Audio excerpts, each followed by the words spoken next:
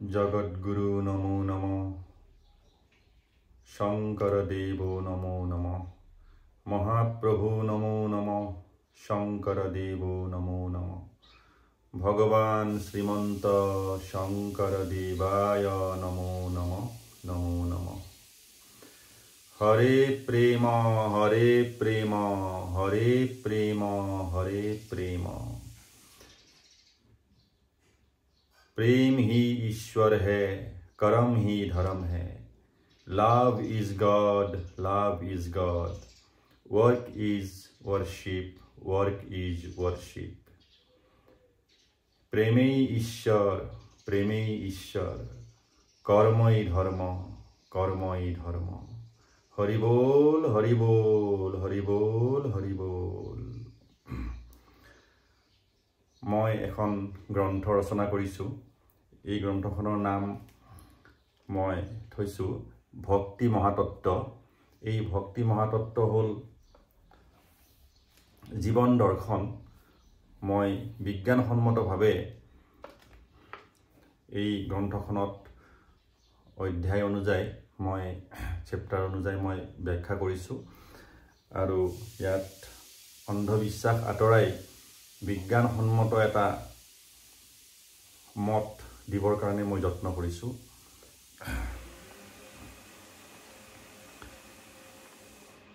এয়া আজি চেপ্টাৰটো হল আজি যি অধ্যায় এটো হল তম তত্ত্ব তম গুণ তম শব্দটোৰ অৰ্থ হল এন্ধাৰ মানে বিনাশ নাশ সংহাৰ এই তম গুণৰ পৰাই হয়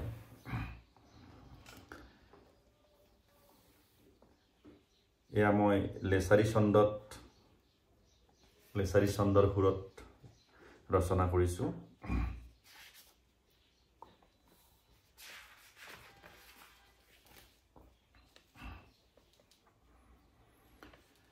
ঘোষা জগতৰ গুৰু শংকৰ দেৱ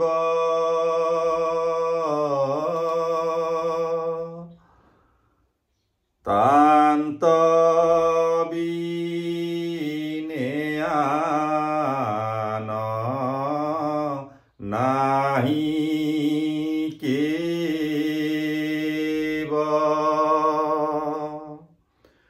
কলিৰ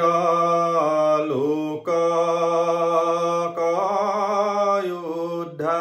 উদ্ধাৰ কৰিলা জানা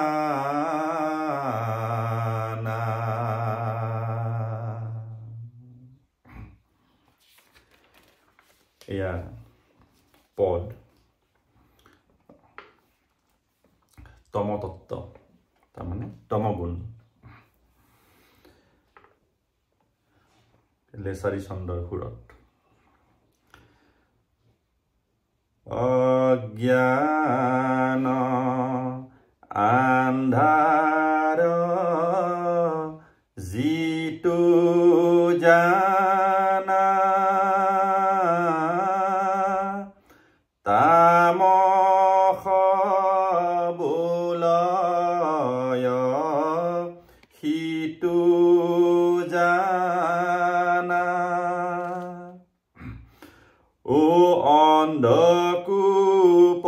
অন্ধকূপহিটো মহা পাতকৰ স্থান শোক মোহ অহংকাৰ যত নানা দুখে আতি জৰ্জৰিত অদুখৰ সাগৰ সিটো নৰকৰ স্থান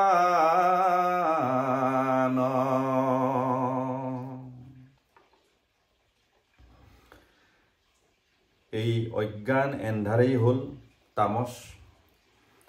আৰু ইয়া হ'ল মহা অন্ধকূপ পাতকৰ স্থান আৰু শোক মোহ অহংকাৰ হিংসা অনসূয়া এয়া যে অসূয়া এই যিবিলাক গুণ য'ত থাকিব সেয়াই হ'ল তামস গুণ প্ৰেমে সত্বগুণ বঢ়ায় আৰু প্ৰেম হ'ল কল্যাণকাৰী আৰু প্ৰেম যেতিয়া মোহলৈ পৰিৱৰ্তিত হৈ যায় সেয়া হ'ল তামস গুণী আৰু সেই মোহৰ পৰা অহংকাৰ উৎপন্ন হয় ক্ৰোধ উৎপন্ন হয় তাৰ পৰাই মনুষ্যৰ নাশ হয় ইয়াৰ উদাহৰণ বহুত আছে ব্ৰহ্মা বিষ্ণু শিৱকে আদি কৰি যত দেৱ দেৱী আছে ৰাম হ'ল কৃষ্ণ হ'ল যত দেৱ দেৱী আছে মনুষ্যকে আদি কৰি পশু পক্ষী সকলোৰে এই কৰ্মৰ জৰিয়তে ফল প্ৰাপ্তি কৰে আৰু এই দেৱদেৱীসকলৰো শোক আছিলে দুখ আছিলে সুখ আছিলে মোহ আছিলে প্ৰেম আছিলে অহংকাৰ আছিলে সকলোখিনি তেওঁলোকৰো আছিলে আৰু মনুষ্যৰো আছে তেওঁলোকো মনুষ্যই আছিলে তেওঁলোকৰো জন্ম আছে মৃত্যু আছে সাংসাৰিক জীৱন যাপন কৰিছে এই সকলোবিলাক যেতিয়া সংসাৰত আহা যায় তেতিয়া আমি এই সত্য ৰজ তম গুণৰ অধীনত থাকিবই লাগিব ইয়াৰ আৰু গত্যন্তৰ নাই এই তামস গুণেই হ'ল নৰকৰ দুৱাৰ দুখৰ সাগৰ তাৰ পিছত মই লিখিছো যে তামসৰ পিতৃ অহংকাৰ মোহ নামে আছে মাতৃতাৰ অকাম ক্ৰোধয়াদি জানা ভাতৃভগ্নীতাৰ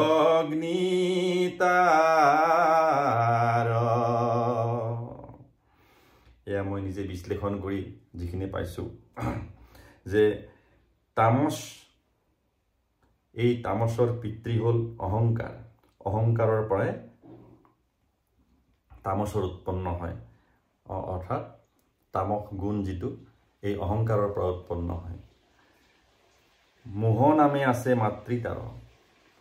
এই তামসৰ পিতৃ হ'ল অহংকাৰ মাতৃ হ'ল মোহ কাম ক্ৰোধ লোভ মোহ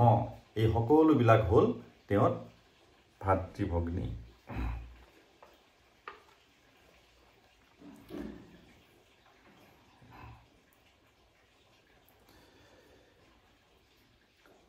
অতি অবিলম্বে নেই নৰক কুপথে কুসংগে ধৰে তাক অদ্যুত সুৰা নাৰী সংগ থাকয়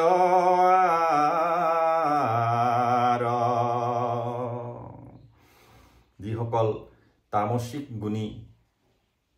তেওঁলোকৰ কি হয় অতি শীঘ্ৰে নৰকৰ পথলৈকে গৈ থাকে নৰক যাত্ৰা অতি শীঘ্ৰে হয় তেওঁলোকে কুপথত যাব কুসংগ ল'ব আৰু দ্ৰুত হ'ল জুৱা খেল সুৰা নাৰী এইবিলাকৰ সংগত থাকি অতি শীঘ্ৰে তেওঁ নৰকৰ ৰাস্তালৈ গৈ থাকে আৰু অতি শীঘ্ৰে তেওঁ পতন অৱশ্যম্ভাৱী অহিতু জিতু থাকে হুয়া মোহাসন্ন জাতি পন্থে তাক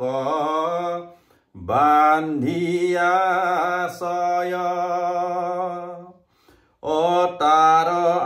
আত্মা জানা থাকে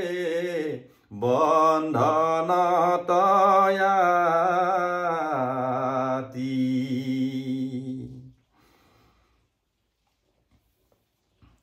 জ্ঞান বুদ্ধি তাৰ মুক্ত নয় দিব্য শক্তি তাৰ নবাঢ়য়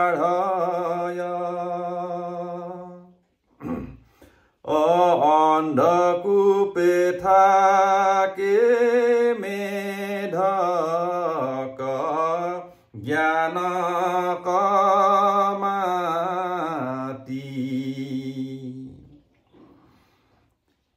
যিসকল কল্যাণকাৰী প্ৰেম যাৰ অন্তৰত নাথাকে যিসকল মোহাচ্ছন্ন হৈ থাকে তেওঁলোকৰ কি হয় জাতি পন্থ বৰ্ণ ভেদ এইবিলাকে তেওঁক আচ্ছন্ন কৰি ৰাখে এইবিলাকৰ পৰা তেওঁ কেতিয়াও মুক্ত হ'ব নোৱাৰে আৰু তেওঁৰ আত্মা সদায় বন্ধনত থাকিব আৰু তেওঁৰ জ্ঞান বুদ্ধি কেতিয়াও মুক্ত নহয় দিব্য শক্তি তেওঁ কেতিয়াও বৃদ্ধি নহয় আৰু সেই ধৰণে তেওঁ কি হয় মেধক অৰ্থাৎ ভেকুলী যেনেকে কুঁৱাত থাকে ঠিক তেনেকে তেওঁৰ জ্ঞানৰ পৰিসৰো বহুত সংপৃক্ত হৈ যাব তেওঁ কনষ্ট্ৰিক্টেড হৈ যাব আৰু জাতি ধৰ্ম বৰ্ণ ঊৰ্ধত থাকি যি মানৱ প্ৰেম যি মানৱ ধৰ্মত থাকিব পাৰিব দয়া ক্ষমা প্ৰেম অহিংসা যি বিভূষিত হ'ব তেওঁ সেই প্ৰকৃত উত্তম মানৱ আৰু তাৰ পিছত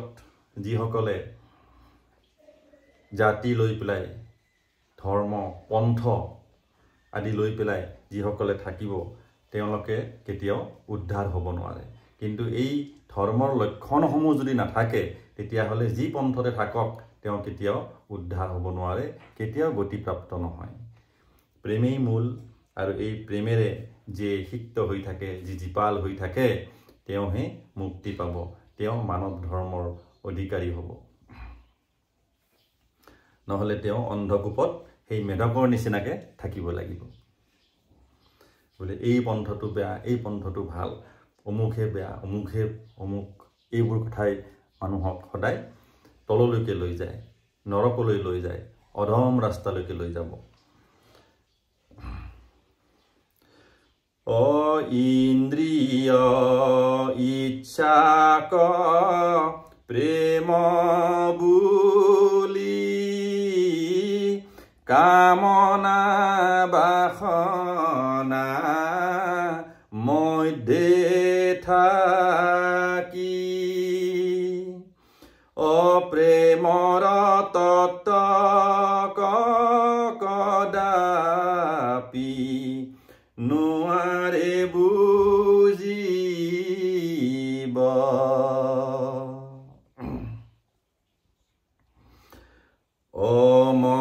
মহাপ্ৰেম তত্ত্ব জানে যিটো প্ৰেমৰ তত্ত্বক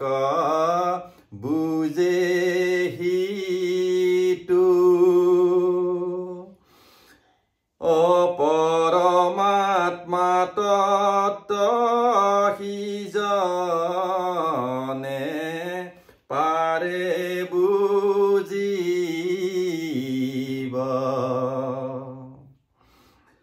অযত পন্থ আছে নৰলোকে সবাকো সৃজিলে নৰগণে আপোন মনৰ অনুকূলে জানা কৰে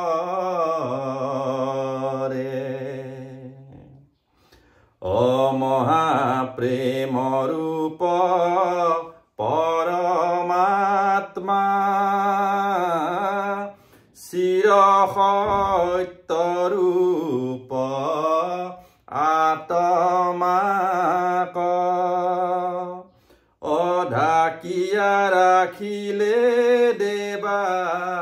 সুৰয় আৰু নৰে। যত পন্থ আছে, হিন্দু, মুছলিম, শিখ, ইছাই, বুদ্ধ, জৈন, পাৰ্চী, কনফুচিয়ান, যিমান পন্থ আছে, এই পন্থবিলাক কোনে সৃষ্টি কৰিছে? মানুহে সৃষ্টি কৰিছে। আৰু সেইকাৰণে ইয়াত যথেষ্টখিনি ভুল ৰৈ গৈছে। আৰু এই যি পন্থ, এই পন্থবিলাক মানুহে নিজৰ মনৰ অনুকূলে, নিজৰ মনৰ ইচ্ছামতে সৃষ্টি কৰিছে। আৰু সেয়েহে আজিকালি পন্থবিলাকৰ ভিতৰতে বহুত বিৰোধ দেখা যায়, বিচ্ছিন্নতাবাদী মনোভাৱ দেখা যায়। এই পন্থটো ভাল, এই পন্থটো বেয়া, এই ধৰণৰ ভাৱনাবিলাক এতিয়া বাঢ়ি গৈ আছে। আৰু এইবিলাকে হ'ল নৰকৰ যাত্ৰা, আৰু এয়া বিনাশকালে বিপৰীত বুদ্ধি। প্ৰেমৰ বাহিৰে মহাপ্ৰেমেই হ'ল পৰমাত্মা, আৰু প্ৰেমেই হ'ল আত্মা। এই যিটো মত, এই মতটো যদি মানি চলা যায়, তেতিয়াহ'লে পৃথিৱীত কেতিয়াও দুখ, অশান্তি, যুদ্ধ বিগ্ৰহ কেতিয়াও নহ'ব। সদায় শান্তি আৰু প্ৰগতি হ'ব। বিশ্ব শান্তি, বিশ্ব প্ৰগতিৰ কাৰণে মহাপ্ৰেমৰূপী পৰমাত্মাক ধ্যান কৰিব লাগে। মহাপ্ৰেমৰূপী এই পৰমাত্মাৰ নাম সংকীৰ্তন কৰিব লাগে, প্ৰাৰ্থনা কৰিব লাগে। আৰু বিশ্ব কল্যাণৰ কাৰণে গোটেই মানৱ জাতি, গোটেই প্ৰাণীৰ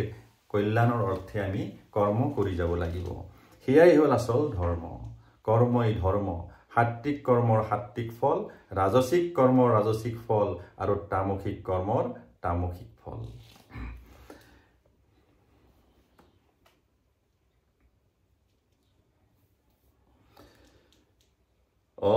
এক পন্থে বোলে মই বৰ, অন্য পন্থে বোলে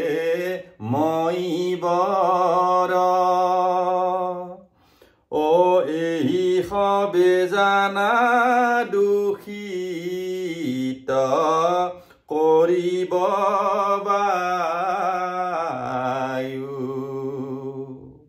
গোটেই পৰিৱেশ দূষিত কৰিছে কোনে? মানুহে। এই মানুহৰ সৃষ্টি যিমান পন্থ আছে, এই পন্থবিলাকেই গোটেই পৰিৱেশ বিনষ্ট কৰিছে, আৰু গোটেই বায়ুমণ্ডল দূষিত কৰিছে। তেওঁলোকে নিজৰ পন্থটোক উচ্চ আসন দি বাকী পন্থবিলাকক নিম্নগামী কৰি এই বিচ্ছিন্নতাবাদ সৃষ্টি কৰিছে। আৰু কাজিয়া পেচালৰ পৰা আৰম্ভ কৰি যিমান দুখ অশান্তি আছে, এই পন্থবিলাকৰ পৰাই উৎপন্ন হৈছে। আৰু এয়া মানুহ সৃষ্ট, মনুষ্য সৃষ্ট।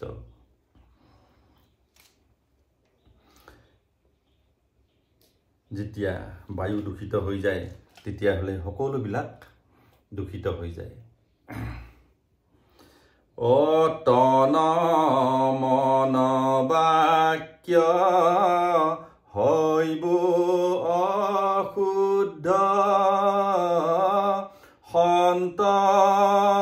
মহন্ত হৈব অবুদ্ধ। অসন্ত মহন্তৰো হৈব জানা ক্ষয়। যিসকল সন্ত মহন্তয়ো এই হিংসা, অসূয়া এইবিলাকত বিশ্বাস কৰিব, তেওঁলোকৰো আয়ু ক্ষয় হ'ব। গতিকে সন্ত মহন্তসকলো সাৱধান হোৱাৰ সময়। এই পন্থ লৈ পেলাই যদি কোনোবাই যদি হিংসা, অসূয়া এইবিলাক যদি প্ৰচাৰ কৰে, এইবিলাক যদি ৰাখি পেলাই যদি পন্থটো প্ৰচাৰ কৰে, তেতিয়াহ'লে সেই পন্থ কেতিয়াও প্ৰচাৰ নহ'ব, আৰু সেই পন্থৰ বিনাশ নিশ্চিত। সি হিন্দু হওক, মুছলমান হওক, খ্ৰীষ্টান হওক, শিখ হওক, যি পন্থই হওক, যদি তাত হিংসাৰ প্ৰশ্ৰয় দিয়া হয়, তেতিয়াহ'লে সেই পন্থ কেতিয়াও জীয়াই নাথাকে। তাত বিচ্ছিন্নতাবাদে গা কৰি উঠিব আৰু বিভিন্ন ধৰণৰ কাজিয়া পেচাল হৈ লাহে লাহে লাহে লাহে সেইবিলাক বিচ্ছিন্নতাবাদলৈ গৈ পেলাই বিভিন্ন শাখা প্ৰশাখা হৈ যাব আৰু শেষত গৈ পেলাই বিনষ্ট হৈ যায়। বৃহৎ আকাৰ ধৰ্মস্থান হৈব জানায়াৰ ঠাৱে ঠাৱে ঈশ্বৰৰ বাস কদাপি নহৈব তাত। বৃহৎ বৃহৎ আকাৰৰ ধৰ্মস্থান হ'ব এই পৃথিৱীত, কিন্তু তাত ঈশ্বৰৰ বাস নাথাকে, তাত পৰমাত্মাই বাস নকৰে। অৰ্থ মাত্ৰ তাতে হৈব মুখ্য, ৰাজস তামস হৈব লক্ষ্য, অসত গুণ বাস কদাপি নকৰে তাত।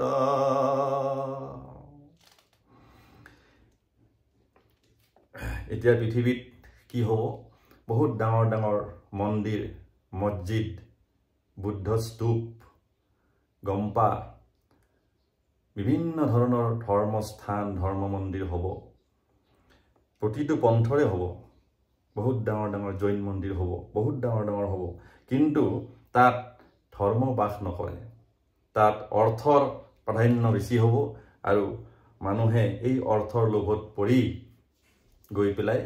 কাজিয়া পেচালৰ আৰম্ভ হ'ব আৰু শেষত গৈ বিচ্ছিন্নতাবাদে এই পন্থ লৈয়ে বিচ্ছিন্নতাবাদৰ সৃষ্টি হ'ব। এইখিনি মোৰ নিজৰ বিবেচনা, নিজৰ আত্মবিশ্লেষণৰ পৰা মই ৰচনা কৰিছোঁ। মই এনেকৈ ভাবোঁ আৰু যে এনেকুৱা হ'ব বুলি পেলাই, যিটো মই দেখি আছোঁ। তামসিক গুণ বাঢ়ি যাইব, অহংকাৰ জানা বৃদ্ধি হৈব, অধৰ্ম ব্যৱসায় চলিব সৰ্বদা তাত।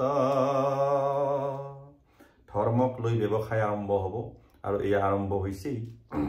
গতিকে ধৰ্মক লৈ যেতিয়া ব্যৱসায় আৰম্ভ হ'ব, তেতিয়া তাত ধৰ্ম বাস নকৰে। এই কৰ্ম কৰি ৰোগী হৈব, সুখ শান্তি আৰ নাথাকিব, অতামসিক গুণে চানিব এই জীৱত। এয়া কি হ'ব? যে যেতিয়া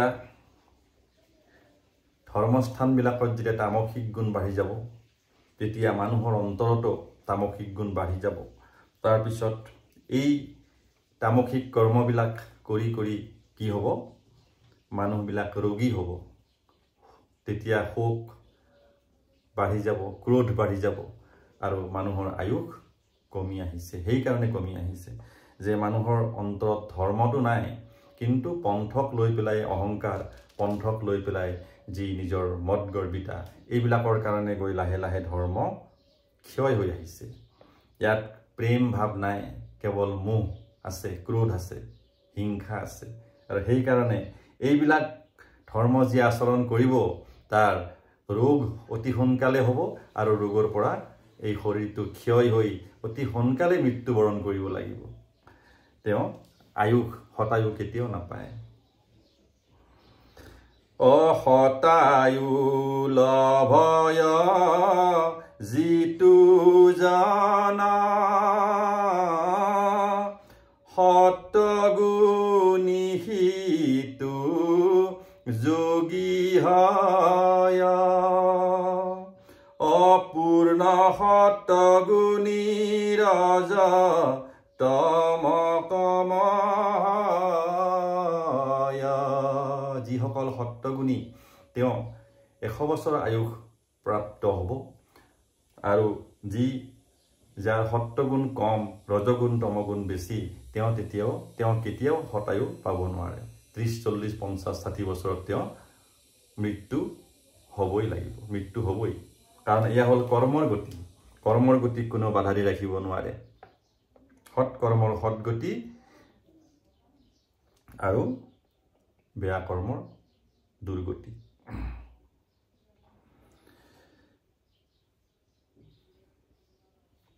অলোভ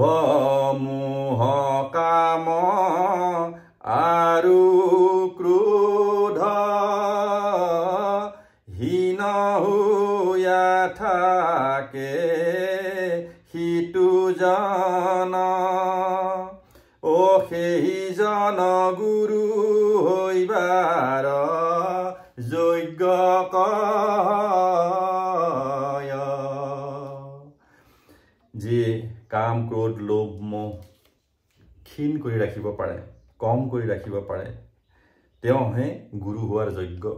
আৰু যিজন 100 বছৰ প্ৰাপ্ত হৈ সুস্বাস্থ্য যাপন কৰিছে সেইজনহে গুৰু হোৱাৰ যোগ্য কাৰণ সেইজনহে যোগী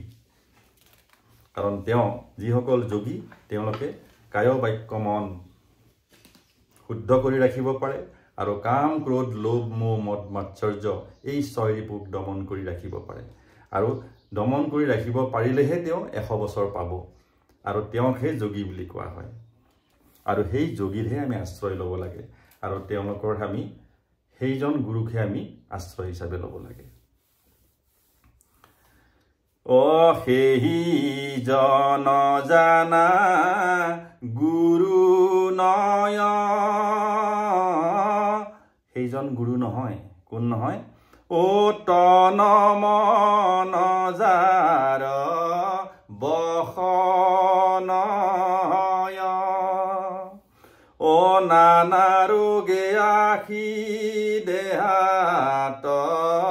বাস কৰ যিজন যোগী হয় সেইজনৰ দেহাত কেতিয়াও ৰোগে বাস কৰিব নোৱাৰে কাৰণ তেওঁ কাম ক্ৰোধ লোভ মোহ মদ মাৎসৰ্যক দমন কৰি ৰাখিব পাৰে ক্ষীণ কৰি ৰাখিব পাৰে আৰু সেইজন গুৰু নহয় যিয়ে নিজৰ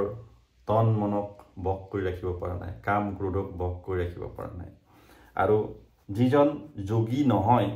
সেইজনে কেতিয়াও 100 বছৰ আয়ুস নাপায় আৰু তেওঁৰ ৰোগত আক্ৰান্ত হৈ অল্পায়ু প্ৰাপ্ত কৰি অতি সোনকালে মৃত্যুবৰণ কৰে 50 60 70 বছৰতে তেওঁ যাবলগীয়া হ'ব আৰু হেয়াই হ'ল কৰ্মৰ ফল যাৰ মন স্থিৰ নহয় যাৰ মনত প্ৰেম ভাৱ নাথাকে তেওঁৰ মন কেতিয়াও স্থিৰ হ'ব নোৱাৰে আৰু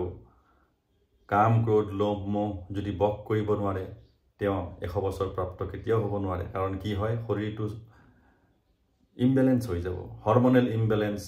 সাৰ্কুলেটৰী ইমবেলেন্স গোটেই শৰীৰটোত ইমবেলেন্স হৈ পেলাই কি হ'ব তেওঁৰ বিভিন্ন ধৰণৰ ৰোগে দেখা দিব এয়া হ'ল সাইন্টিফিক বস্তু বিজ্ঞানসন্মত সেয়েহে মই বিজ্ঞানসন্মতভাৱে কথাখিনি ৰচনা কৰি আপোনালোকৰ মাজলৈ এৰি দিছোঁ সিজন যদি গুৰু মানে গুৰু শিষ্য যাইব ৰখাতলে অৰোগ শোক মানে দেহাত বাস কৰ যিসকল যোগী নহয় অৰ্থাৎ 100 বছৰ আয়ুস প্ৰাপ্ত হোৱা নাই যাৰ শৰীৰ সুস্থ নহয় সেইসকলক যদি গুৰু মানে তেতিয়াহ'লে গুৰু শিষ্য দুয়ো ৰখাতলে যাব দুয়ো কি হ'ব ৰোগী হ'ব তেতিয়াহ'লে শিষ্যসকলক সেই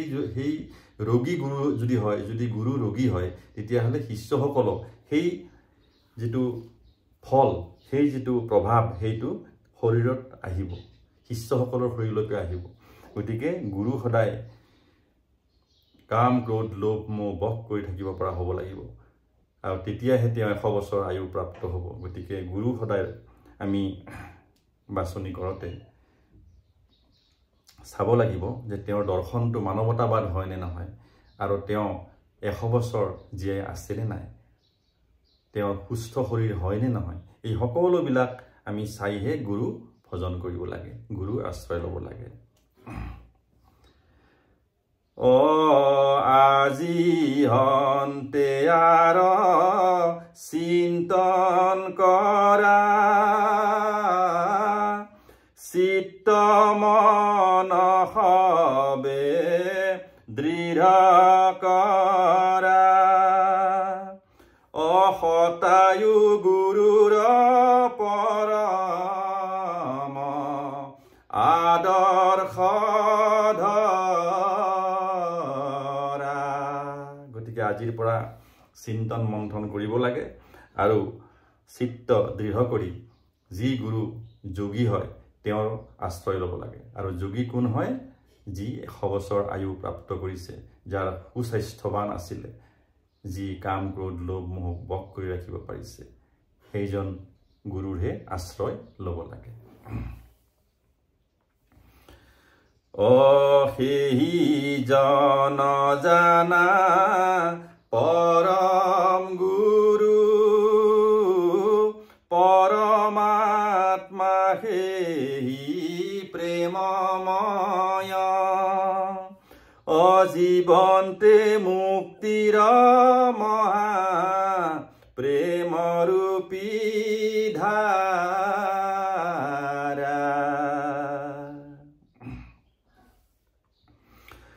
হৰে প্ৰেম হৰে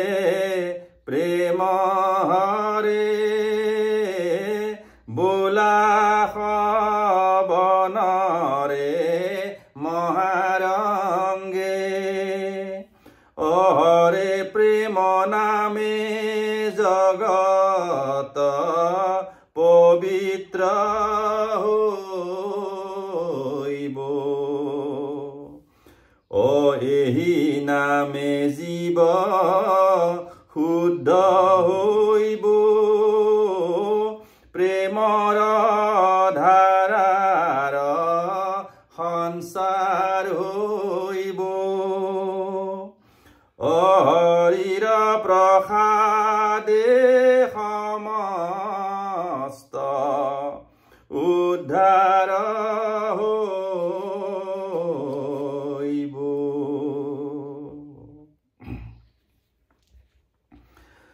অপৰাগ ভূঞা জানা নাম মোৰ ভাৰত বৰ্ষৰ অসম ভূমিত মহাপুণ্য বলে ভৈলো জনম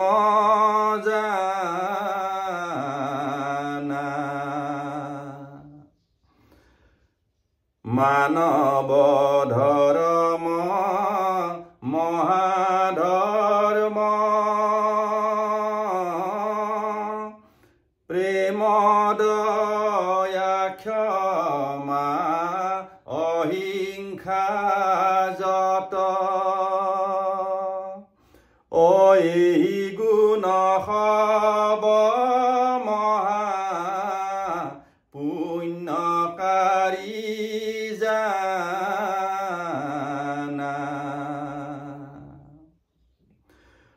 অপৰাগ ভূঞা জানা নাম মোৰ ভাৰত বৰ্ষৰ অসম ভূমিত মহাপুণ্য বলে ভৈলো